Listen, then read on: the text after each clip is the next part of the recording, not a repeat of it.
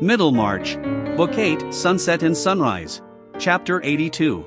My grief lies onward and my joy behind. Shakespeare, Sonnets. Exiles notoriously feed much on hopes, and are unlikely to stay in banishment unless they are obliged.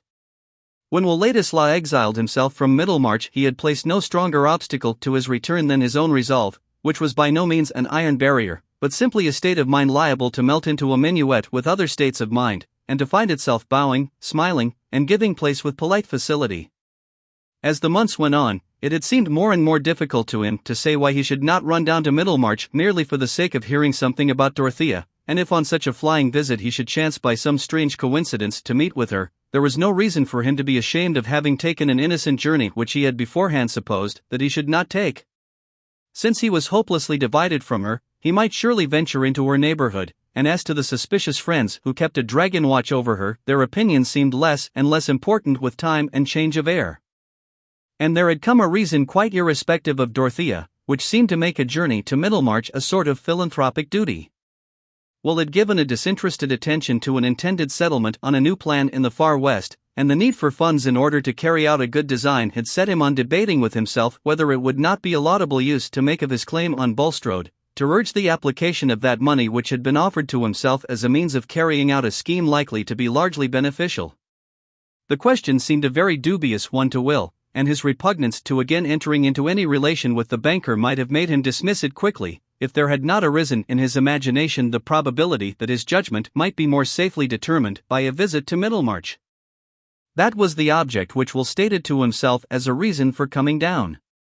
He had meant to confide in Lydgate, and discuss the money question with him, and he had meant to amuse himself for the few evenings of his stay by having a great deal of music and badinage with fair Rosamond, without neglecting his friends at Lowick Parsonage. If the parsonage was close to the manor, that was no fault of his. He had neglected the Fair brothers before his departure, from a proud resistance to the possible accusation of indirectly seeking interviews with Dorothea, but hunger tames us, and Will had become very hungry for the vision of a certain form and the sound of a certain voice. Nothing had done instead, not the opera, or the converse of zealous politicians, or the flattering reception, in dim corners, of his new hand in leading articles. Thus he had come down, foreseeing with confidence how almost everything would be in his familiar little world, fearing, indeed, that there would be no surprises in his visit. But he had found that humdrum world in a terribly dynamic condition, in which even badinage and lyrism had turned explosive, and the first day of this visit had become the most fatal epoch of his life. The next morning he felt so harassed with the nightmare of consequences, he dreaded so much the immediate issues before him, that seeing while he breakfasted the arrival of the Riverston coach, he went out hurriedly and took his place on it, that he might be relieved, at least for a day, from the necessity of doing or saying anything in Middlemarch. Władysław was in one of those tangled crises which are commoner in experience than one might imagine, from the shallow absoluteness of men's judgments. He had found Lydgate, for whom he had the sincerest respect, under circumstances which claimed his thorough and frankly declared sympathy, and the reason why, in spite of that claim, it would have been better for Will to have avoided all further intimacy, or even contact, with Lydgate, was precisely of the kind to make such a course appear impossible. To a creature of Will's susceptible temperament, without any neutral region of indifference in his nature, ready to turn everything that befell him into the collisions of a passionate drama, the revelation that Rosamond had made her happiness in any way dependent on him was a difficulty which his outburst of rage towards her had immeasurably increased for him.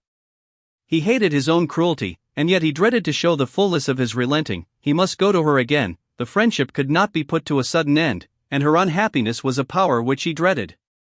And all the while there was no more foretaste of enjoyment in the life before him than if his limbs had been lopped off and he was making his fresh start on crutches. In the night he had debated whether he should not get on the coach, not for Riverston, but for London, leaving a note to Lydgate which would give a makeshift reason for his retreat. But there were strong cords pulling him back from that abrupt departure, the blight on his happiness in thinking of Dorothea, the crushing of that chief hope which had remained in spite of the acknowledged necessity for renunciation, was too fresh a misery for him to resign himself to it and go straightway into a distance which was also despair. Thus he did nothing more decided than taking the Riverston coach. He came back again by it while it was still daylight, having made up his mind that he must go to Lydgate's that evening. The Rubicon, we know, was a very insignificant stream to look at, its significance lay entirely in certain invisible conditions. Will felt as if he were forced to cross his small boundary ditch, and what he saw beyond it was not empire, but discontented subjection. But it is given to us sometimes even in our everyday life to witness the saving influence of a noble nature, the divine efficacy of rescue that may lie in a self-subduing act of fellowship. If Dorothea, after her night's anguish, had not taken that walk to Rosamond, why, she perhaps would have been a woman who gained a higher character for discretion, but it would certainly not have been as well for those three who were on one hearth in Lydgate's house at 7:30 that evening. Rosamond had been prepared for Will's visit, and she received him with a languid coldness which Lydgate accounted for by her nervous exhaustion, of which he could not suppose that it had any relation to Will. And when she sat in silence bending over a bit of work, he innocently apologized for her in an indirect way by begging her to lean backward and rest.